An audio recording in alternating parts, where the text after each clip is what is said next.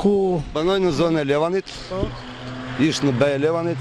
Më përpara, para disa vitesh, këtu kemi vaditur me këtë me 100 hektar poshtë, ndërsa sot, po bëjnja 5-6 vjetë mos me, që poshtë nuk vete ujtë fare, duat mbjellun, që do mbjell?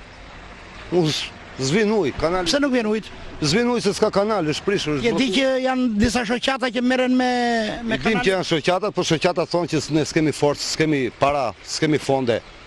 I pagoni lekët juve për ujin? Kemi paguar për aq sa mbillet aty, paguhet një 3.000 lekë për 2 lymë. Me sa di unë që kam paguar dhe vetë, si fermer. Po tani s'ka ujë, vajte ka vjetë, s'kemi fonde, s'ka...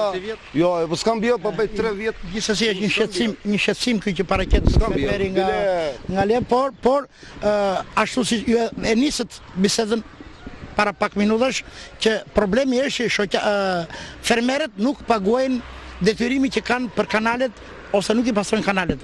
Atëre, çfarë përgjigje do të jep juve? Shiko, unë do t'jap një përgjigje shumë të thjeshtë.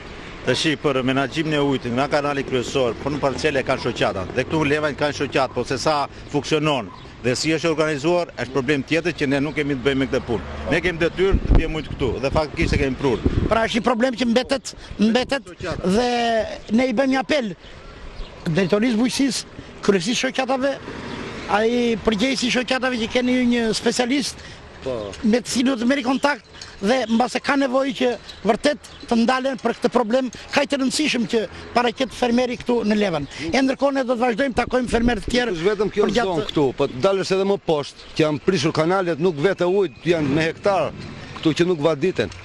Torturohen tërë ditë në ditë